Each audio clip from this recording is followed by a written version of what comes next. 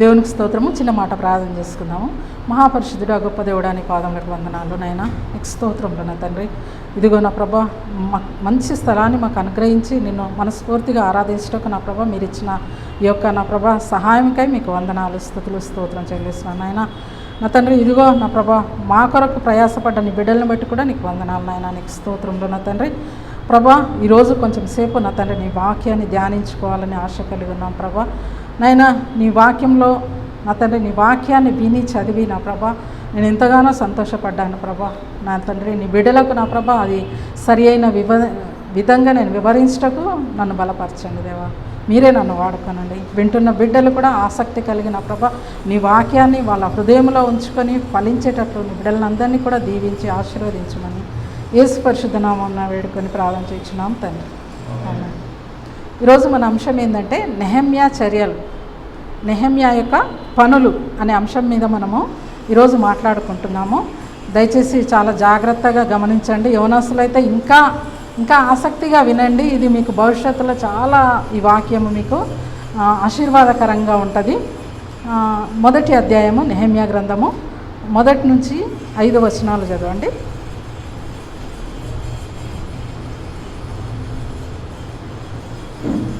నెహెమ్యా 1వ అధ్యాయము 1 నుంచి 5 వచనాలు.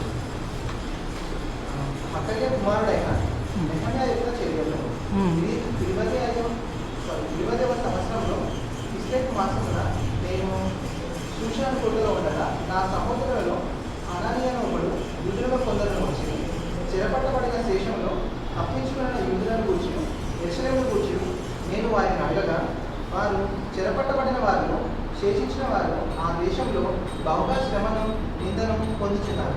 మరియు యెరూషలేము యొక్క ప్రాకారము పడద్రోయబడలేదు, దాని గుమ్మములను అగ్ని చేత కాల్చబడినని నాతో చెప్పి, ఆ మాటలు వినినప్పుడు నేను కూర్చొని ఏడ్చి కొన్ని దినములు దుఃఖముతో ఉపవాసం ఉండి ఆకాశమందరి దేవుని ఎదుట విజ్ఞాపన చేస్తుంది. ఎట్లనగా, ఆకాశమందున్న దేవ యెహోవా, భయంకరుడమైన గొప్ప దేవ, నిన్ను ప్రేమించి నీ ఆజ్ఞలను అనుసరించి నడుచువారిని కటాక్షించి వారితో నిబంధనలను స్థిరపరచువాడా. చాలు. ఇక్కడ నెహెమ్యా ఆయన ప్రొఫెషన్, ఆయన పని ఏంటంటే చెరపట్టబడ్డాడు, బబులోను దేశానికి కొనిపోబడ్డాడు. అంటే దాసులుగా వాళ్ళు చెరపట్టుకొని పోబడ్డారు. అయితే ఆయన అక్కడ రాజుకు గిన్నె అందించే ఒక ఏమంటారు విధిలో ఆయన చేరిండు. ఆయనను అట్లా పెట్టుకోనరు.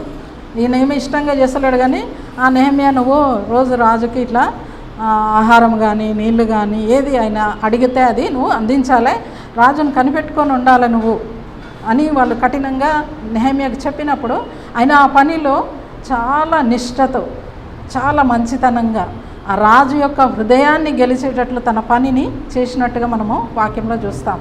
అయితే నెహెమ్యా పరరాజు అని కాదు, కానీ నెహెమ్యాకు ఒక ఆలోచన ఏముందంటే, మేము ఇక్కడ బానిసలుగా ఎందుకు ఇక్కడికి వచ్చినామంటే మా పితరులు మేము చేసిన పాపాలే, అందువల్లనే మాకు ఈ శిక్ష.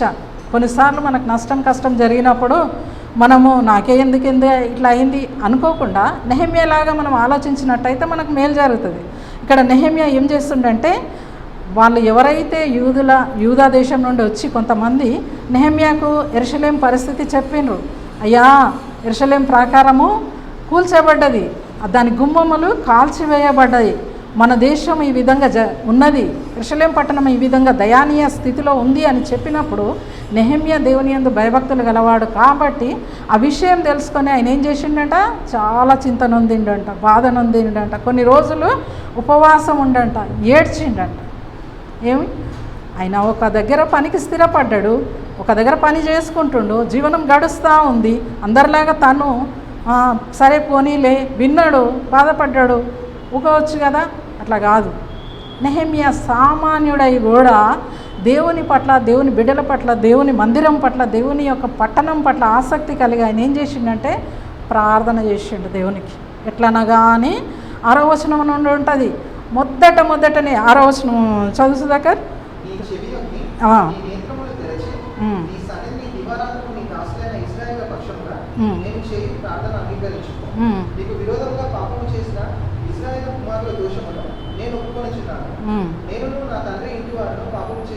చాలు.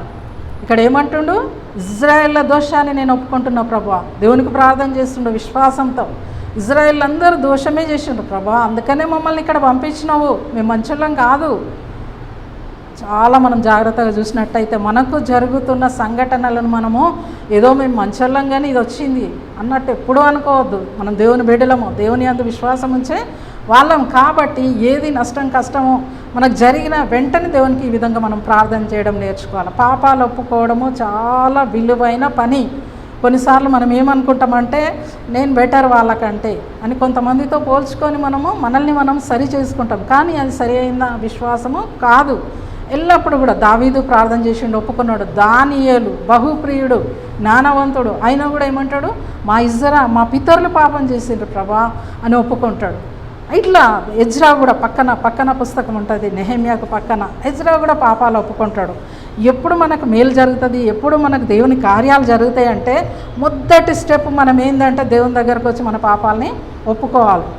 మనం మంచివారం కాదు, అనేక సార్లు చెడిపోతున్న వారం, పడిపోతున్న వారం, బలహీనతలతో ఉండి మనము పాపం చెయ్యాలని చేస్తున్నాం. కొన్నిసార్లు జరిగిపోతుంది, అయ్యో ప్రభా నాకు ఇష్టం లేదు కానీ చేసిన. పౌలు కూడా అంటాడు కదా, నేను ఏదైతే చేయొద్దు అనుకుంటున్నానో అది నా వల్ల జరుగుతుంది అంటాడు.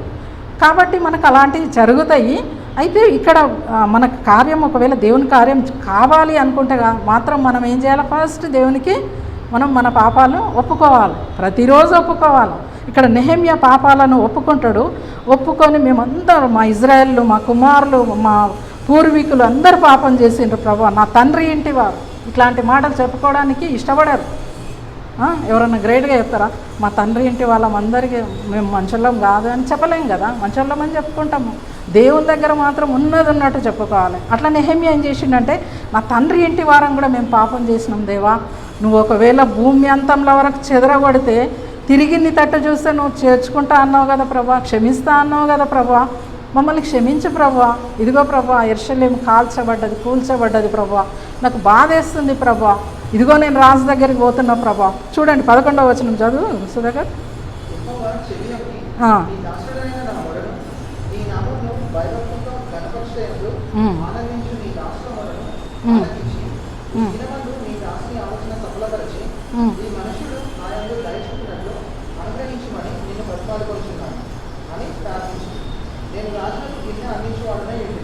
రాజు గురించి ఏమంటుండు, ఆ రాజు పేరు అర్తహషస్త. ముందు అధ్యాయాలలో మనకు పేరు వస్తుంది.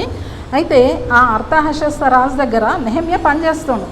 ఎట్లాంటి క్యారెక్టర్ నెహెమ్యాదంటే చూడగానే నవ్వే క్యారెక్టర్. ఎప్పుడు జాలీగా ఉంటాడు, ఎప్పుడు రాజు దగ్గర పని చేస్తున్నా, కొంతమంది పనులు చేసేటప్పుడు అబ్బా అని ఏమంటారు, చాలా బాధగా ఉండి మనసంతా బాధ పెట్టుకొని పని చేస్తూ ఉంటారు వాళ్ళ అధికారుల ముందు. కానీ నెహెమ్యా అట్లా కాదు, ఎల్లప్పుడూ హ్యాపీగా ఉండేటోడు. మాట్లాడితే చాలు, పలకరిస్తే చాలు, ఫస్ట్ ఆయన దగ్గర సంతోషం కనిపిస్తుంది. ఆ విధంగా ఉండే నెహెమ్యా ఈరోజు ఏం ప్రార్థన చేస్తుందంటే దేవునితోటి, ఈ మనుష్యుడు రాజును ఏమంటుండు, ఈ మనుష్యుడు నా యందు దయ చూపునట్లు అనుగ్రహించుము. దేవునికి చెప్తుండు, దేవరాజు మాగానే నీకేంటి మనిషి, ఈ మనిషిని నువ్వు దయ చూపినట్లు అనుగ్రహించి అన్నప్పుడు ప్రార్థన చేసిన తర్వాత 2వ అధ్యాయంలో దేవుడు ఆయన ప్రార్థనకు ప్రతిఫలం ఇస్తాడు. 2వ అధ్యాయం 8-9 వచనాలు చదవండి. పర్మిషన్ అడుగుతాడు దేవుని ఆ రాజులు.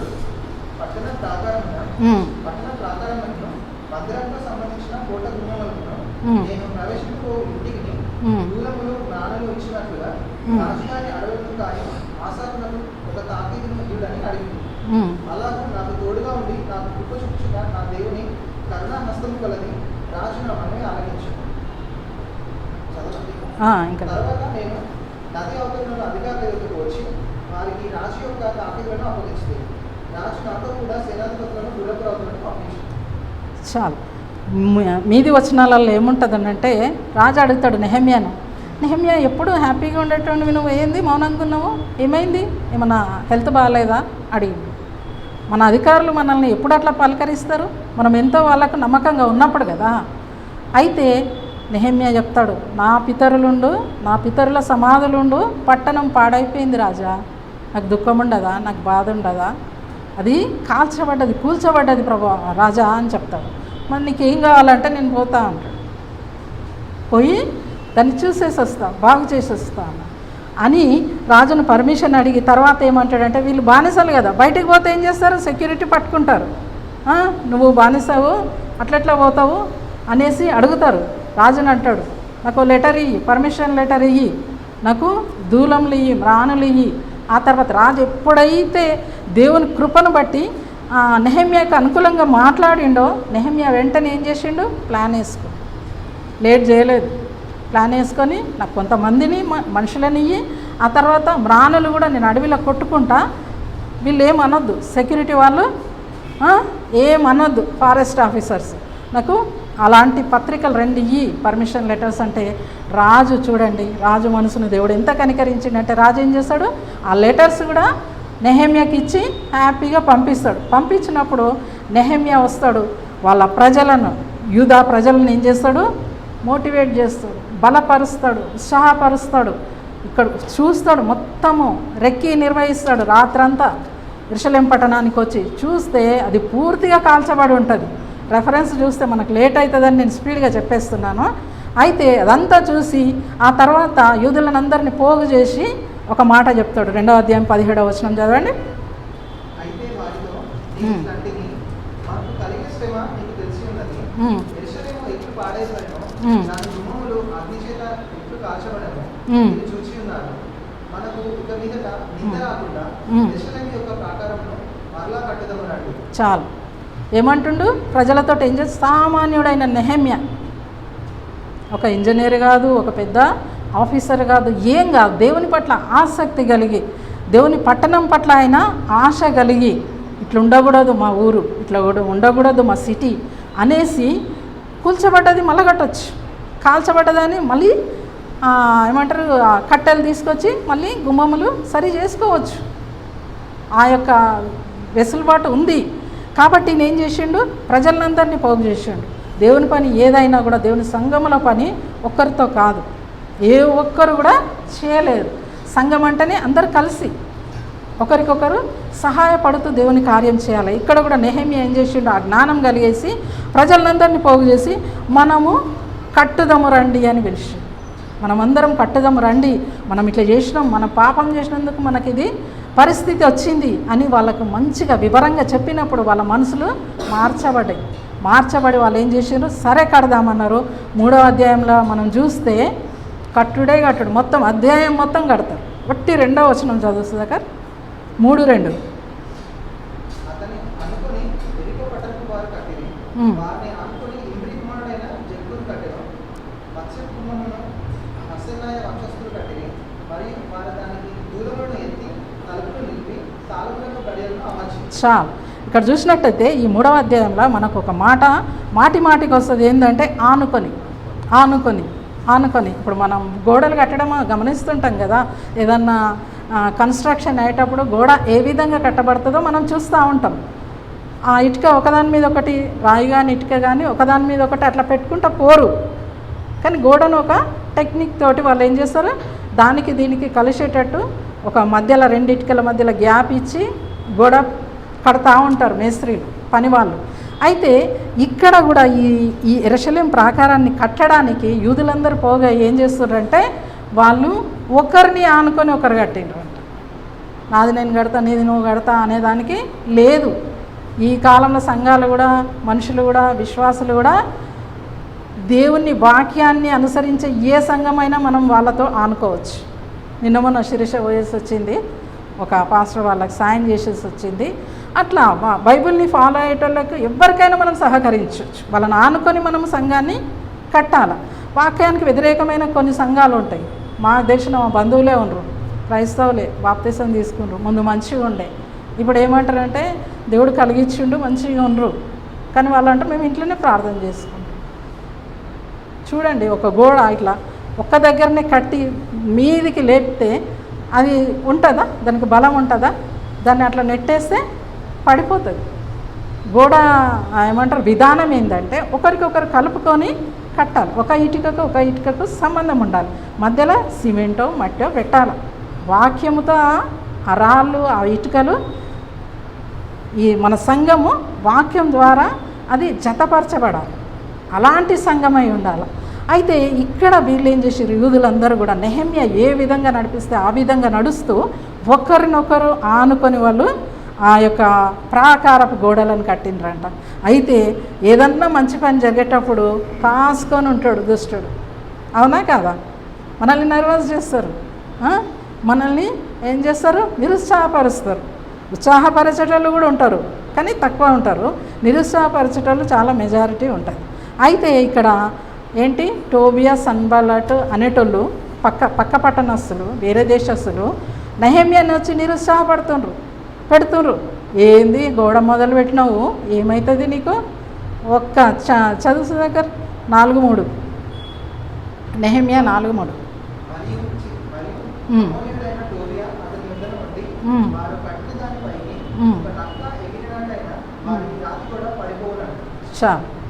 ఇలా రాతి కూడా ఏమంటుందంట, నక్క ఎగిరితే పడిపోతుంది. నిరుత్సాహపరుస్తుండ్రు. వాళ్ళు దేవుని పట్టణాన్ని వాళ్ళు కడుతుండ్రు, ప్రాకారాన్ని కడుతుండ్రు. వీడు పక్కన బయట ఉండి ఏం చేస్తుండ్రు, లేదు అసూయ. వాళ్ళు ఎందుకు బాగుపడాలా, పక్క పట్టణం ఎందుకు బాగుపడాలా, పక్క దేశం ఎందుకు, యూదులు ఎందుకు బాగుపడాలా అనే మైండ్ సెట్ తోటి వాళ్ళు ఏం చేస్తుండ్రు, ఒక నక్క వాళ్ళు కూడా కడుతుండ్రా. నక్కలు మామూలుగా వస్తాయి కదా, నక్క ఇట్లా జంప్ చేసింది అనుకో, ఆ గోడ అసలు ఉండదు, పడిపోతుంది అని నిరుత్సాహపరిచిండ్రు. కానీ నెహెమ్యా అది అస్సలు ఒప్పుకోలేదు. ఆయన చేసే పని ఆయన యొక్క కమిట్మెంట్ తోటి, ఒక పట్టుదలతోటి ఆ పనిని ఆయన చేసిన తర్వాత ఇక్కడ చూడండి 4:16-18 చూడండి. వాళ్ళు ఆఖరికి యుద్ధానికి కూడా వస్తారు నెహెమ్యా మీదకి, నిరుత్సాహపరచడానికి. యుద్ధానికి వచ్చినప్పుడు వాళ్ళు ఏ విధంగా వాళ్ళని ఎదుర్కొంటారో చూడండి. 16-18 చదువు.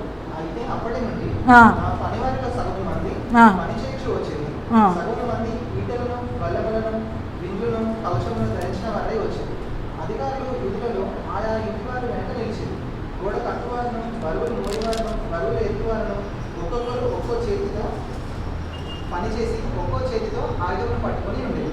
మరియు కట్టివారిలో ఒక్కొక్కడు తన కత్తిని నడుమునకు బిగించుకొని గోడ కట్టుచూ వచ్చాడు. బాగా ఊదువాడు నా యుద్ధ నిలిచాడు. చాలు.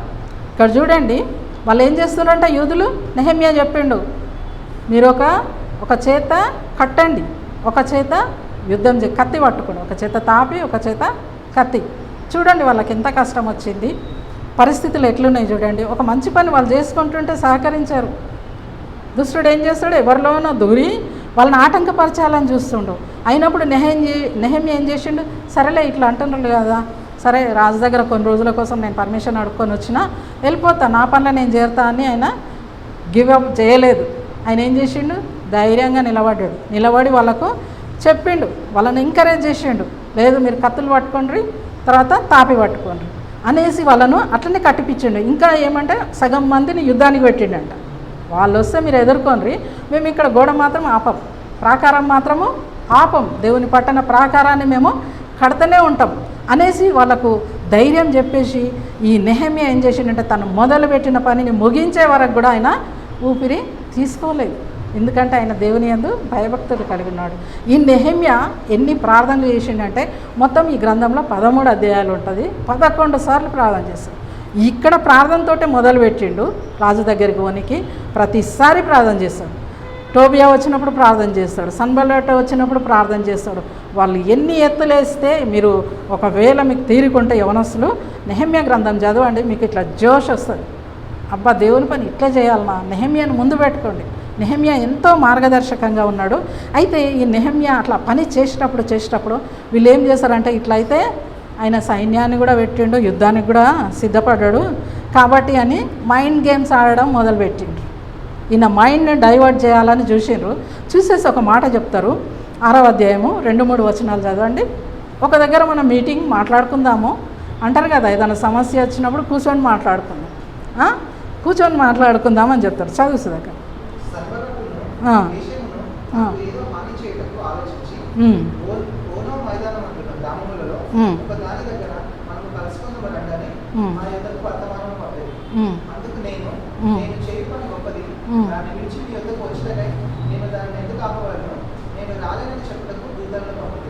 చాలు. ఏం చేసిండంటారు వీళ్ళు, నెహెమ్యాను పక్కకు రమ్మంటుండ్రు, మనం మాట్లాడుకుందాము రా అంటే నెహెమ్యా ఏం చేస్తుండు, నేను చేసే పని గొప్పది. ఇందాక రాజు వాక్యం చెప్పిండు కదా, పనికి మాలిన వాళ్ళతో నేను సాంగత్యము చేయను, నేను పని చేసేటోని. ఈ పని ఏంటిదంట 3వ వచనంలో, అందుకు నేను చేయు పని గొప్పది. నెహెమ్యా ఏమంటుండు, నేను చేయు పని గొప్పది అంటుండు. గొప్ప పని విడిచిపెట్టి ఒట్టి పనికి నేను ఎందుకు వస్తా అని ఇక్కడ నెహెమ్యా వాళ్ళని ఎదిరించిండు. ఎందుకంటే నెహెమ్యా దేవుని ఆత్మ కలిగిన వాడు కాబట్టి వాళ్ళ దురాలోచనను ఆయన గ్రహించేసి లేదు నేను రాను, నేను దేవుని పని చేయాలి. సండే రోజే మనకు ఫోన్ వస్తుంది, ఈ టైంకి రండి అని. మా అన్నకు ఒక ఆయనకి ఇలా ఫోన్ వస్తే పోయిండు, సండేనే వస్తుంది ఆ ఫోను.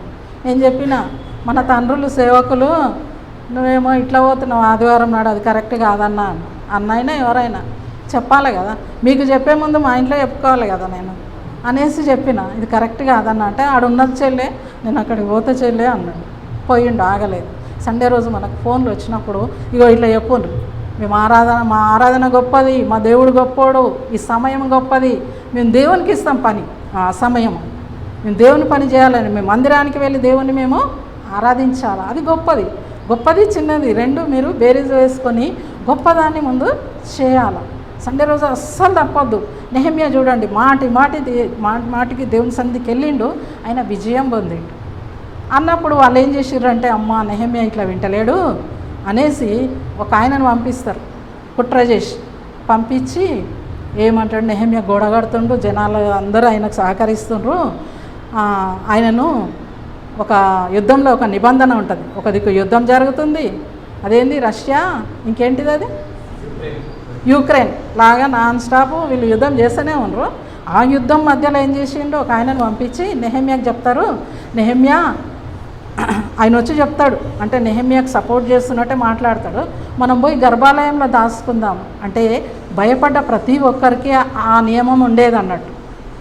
పక్క రాజుని చూసి భయపడితే గర్భాలయం అని, ఇప్పుడు అండర్ గ్రౌండ్ అంటారు కదా, అట్లా లోపలికి పోతే కొట్టొద్దు, శత్రువు అయినా కూడా కొట్టొద్దు, ఎందుకంటే భయపడ్డాడు ఆయన, అది నియమం అన్నట్టు. అంటే నెహెమ్యా దగ్గరికి పోయి ఆయన ఏమంటాడు, మనము డోర్ వేసి చేసుకుందాం లోపలికి అంటాడు. అన్నప్పుడు నెహెమ్యా ఏం చెప్పిండో చూడండి, 6, 10, 11 చూడండి, నెహెమ్యా ఎలా మాట్లాడిండో చూడండి.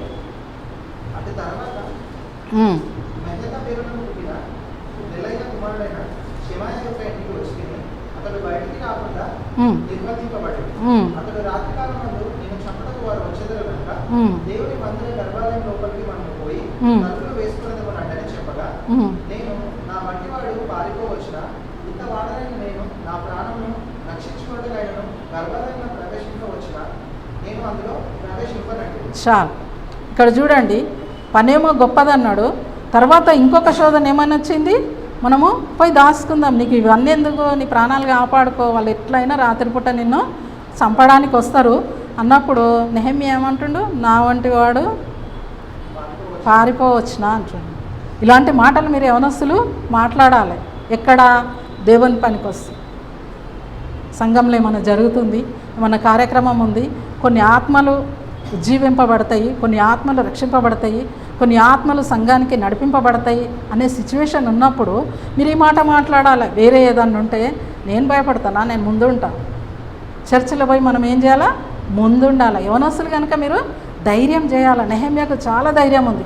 ఎన్ని శోధనలు వచ్చినా కూడా ఆయన ఏం చేస్తుండో, దేనికి కూడా ఆయన జడియకుండా ఆయన మొత్తానికి పని చేసి ఏమంటుండంటే, ఆ వచ్చినోనికి చెప్తుండు, నేను నా సొంతోడు భయపడాలనా అంటుండు. ఎట్లుంది కదా ఆ మాట.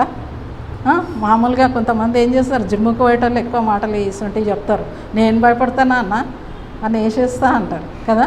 అట్లా నెహెమ్యా పోయి నువ్వు వచ్చి నాకు చెప్తున్నా, నీ కుట్రలోనే నాకు తెలుసు, తర్వాత వచనాలలో ఉంటుంది అది కుట్ర అని క్లియర్ చేస్తాడు. అయితే నెహెమ్యా ఏమంటాడంటే, నేను భయపడను అంటాడు. తర్వాత కష్టపడి అందరు కలిసి ఒక్క తాటి మీద ఒక్క మాట మీద ఐక్యత కలిగి ప్రాకారాన్ని ముగిస్తారు. అది ఎన్ని రోజులు, 6వ అధ్యాయము 15వ వచనం చూడండి.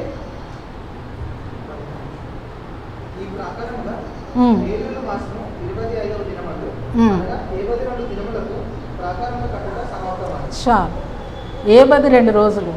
కొంతమంది పాస్టర్లు తొందరగా మందిరాలు కట్టుకొని ఈ మాటను చెప్తారు, మా మందిరం 52 రోజులలో అయిపోయిందని. అన్ని సౌకర్యాలు వాళ్ళకు ఉంటాయి. ఇక్కడ నెహెమ్యాకు వ్యతిరేకత ఉంది, ఆపుతుండ్రు ఒక దిక్కు, అటు మళ్ళీ డ్యూటీలో జాయిన్ కావాలా, ఇవన్నీ ఉన్నాయి ఆయనకు బాధలు.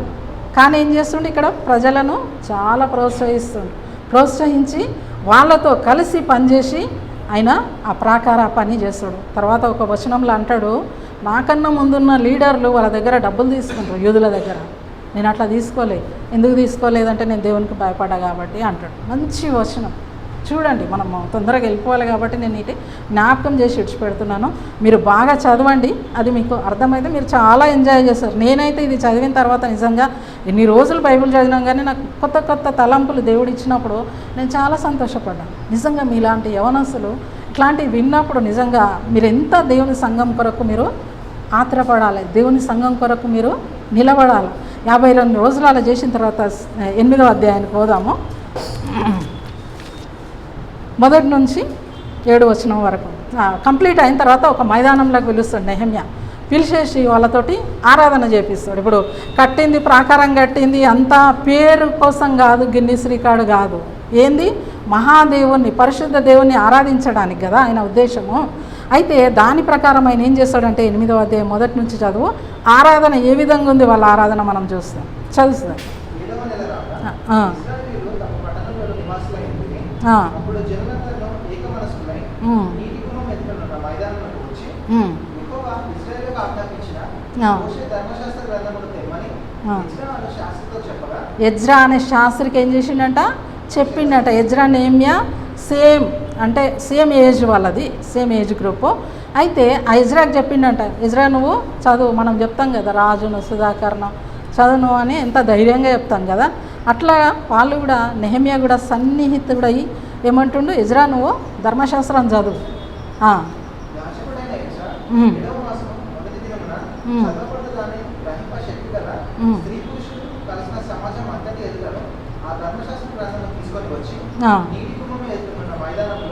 ఉదయం మొదలుకొని మధ్యాహ్నం వరకు నిల్చున్న ఆ స్త్రీ పురుషులను తెలివితో వినగల వారికి అందరినీ చదివి వినిపించుచూ వచ్చాను. ఆ జనులందరూ ధర్మశాస్త్ర గ్రంథమును శ్రద్ధతో వినేది. చాలు, ఇక్కడ ఒక మాట ఉంది, తెలివితో వినగల వారందరికీ అని ఉంది.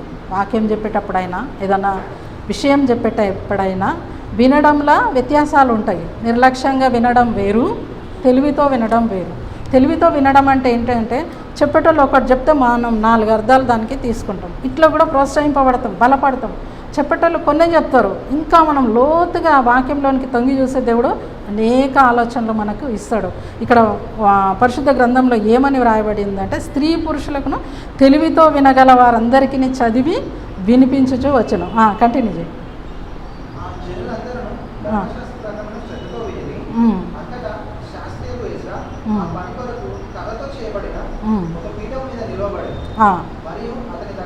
ఇట్లనే ఒక పీఠం మీద నిలబడాడంట.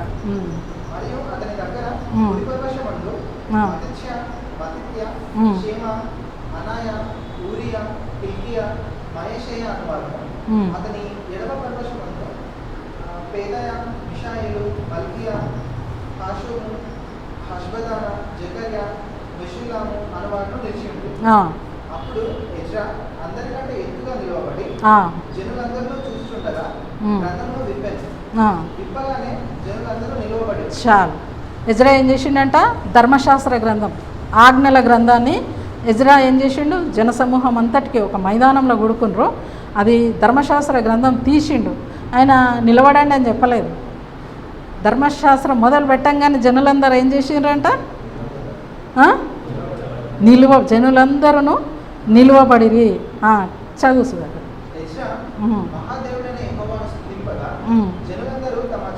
చేతులెత్తి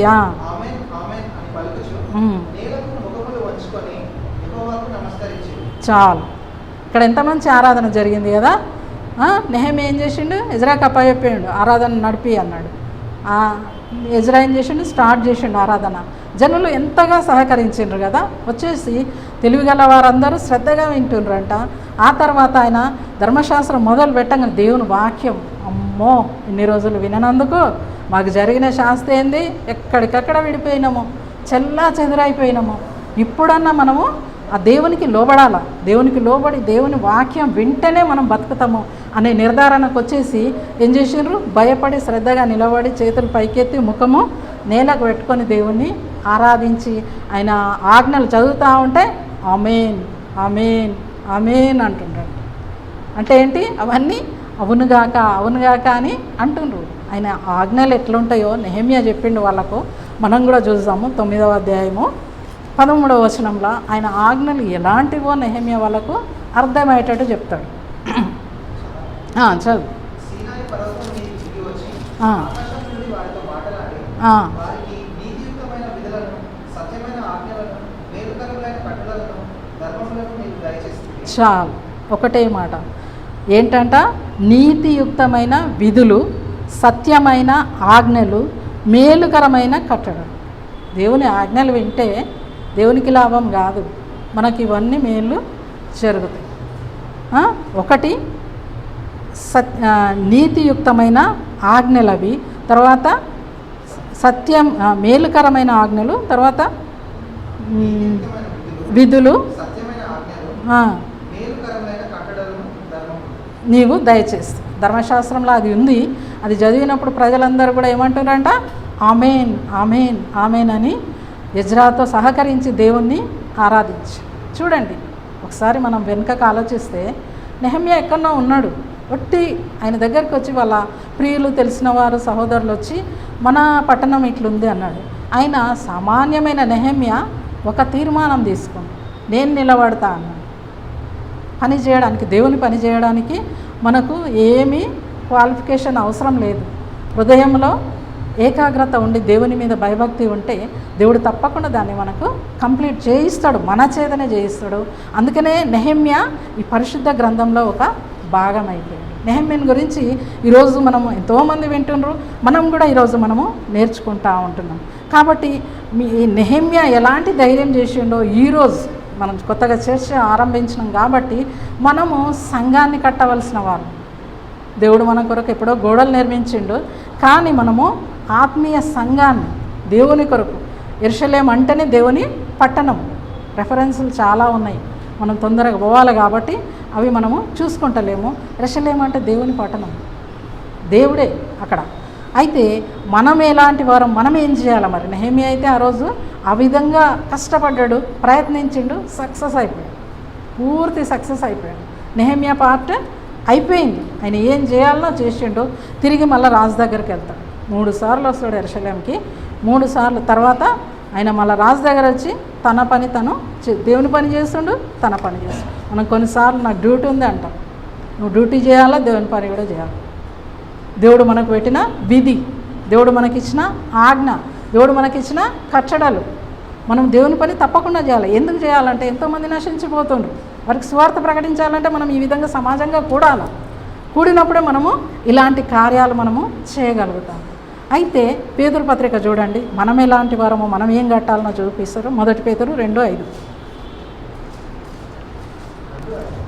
1 పేతురు 2:5. యేసుక్రీస్తు ద్వారా దేవునికి అనుకూలములకు ఆత్మ సంబంధమైన బలులను నర్పించుటకు పరిశుద్ధ యాజకులుగా ఉన్నట్లు మీరు సజీవమైన రాళ్ళ వలె నుండి ఆత్మ సంబంధమైన మందిరముగా కట్టబడుచున్నారు. చాలు, మనం ఏంటంట, సజీవమైన రాళ్ళు. రాయి నిర్జీవం. ఇప్పుడు మనకు కనబడే రాళ్ళు అవి నిర్జీవమైనవి, ఇటుకలు నిర్జీవమైనవి. వాటిని ఒక మనిషి సహాయం చేత దాన్ని అక్కడ ఆర్డర్లో పెట్టినప్పుడు అది కట్టడంగా ఫామ్ అవుతుంది.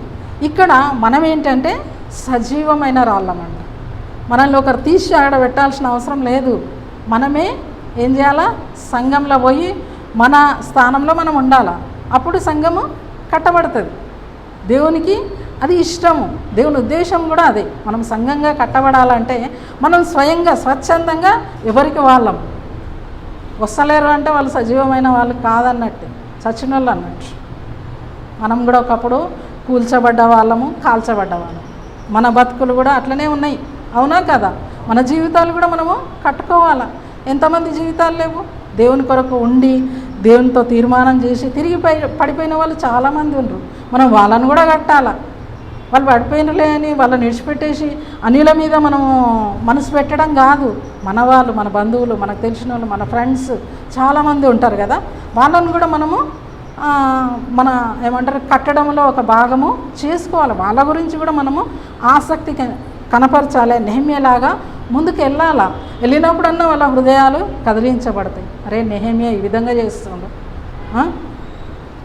సుధాకర్ ఇట్లా చేస్తుండు, సురేష్ ఇట్లా చేస్తుండు, నేను కూడా చేయాలి, అవును నేను సహకరించాలా అనే మనసు వాళ్ళకు ఆటోమేటిక్ దేవుడు కలిగిస్తాడు.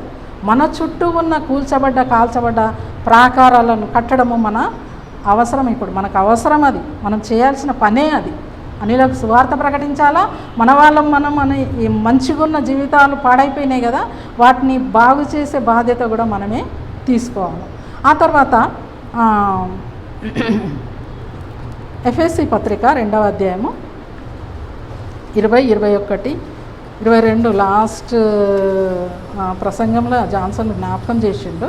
అది అవసరం కాబట్టి నేను మళ్ళీ దాన్ని చెప్తున్నాను. ఎఫెసీ పత్రిక 2వ అధ్యాయము 20, 21, 22.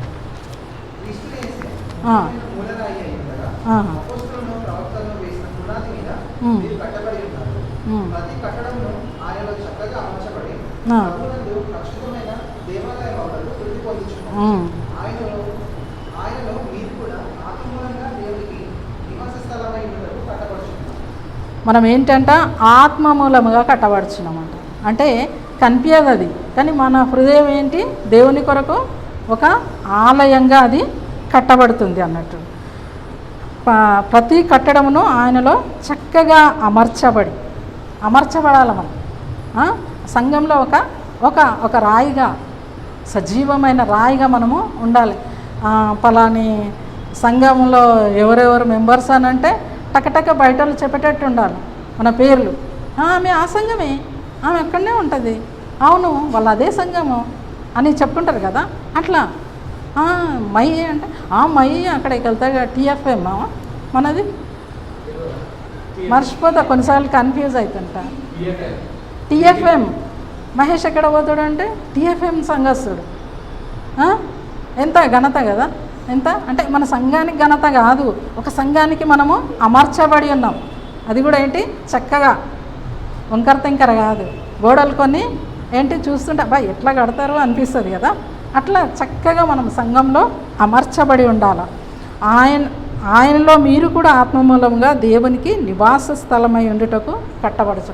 మనం ఇంకా కట్టబడుచున్నామంట, మనం ఇంకా ముగించబడలేదు. మన జీవితం కట్టుకుంటున్నాము, తర్వాత ఇతరులకు కూడా మనము మాదిరికరంగా ఉంటాం. ఇతర జీవితాలను కూడా కట్టుటకు మనం ప్రయాస పడుతున్నాం. కాబట్టి ఈరోజు నెహెమ్యా దగ్గర మనం చాలా నేర్చుకున్నాము. నెహెమ్యా ఎలాంటి నిర్ణయాలు తీసుకుంటూ, నెహెమ్యా ఎలాంటి పరిస్థితిలో ఉండే, అది ఆయనకు అవసరం లేకుండే, ఆయన గమ్మునుంటే అయిపోతుండే, ఆయన పని ఆయన చేసుకొని ఆయన జీవితం అయిపోతుండే. కానీ ఆయన ఏం చేసిండు, ఒక నిర్ణయానికి వచ్చిండు. నేనెందుకు దేవుని పని చేయకూడదు, నేనెందుకు నా పట్టణం కోసము పని చేయకూడదు అనే ఆసక్తి ఆయనలో కలిగింది.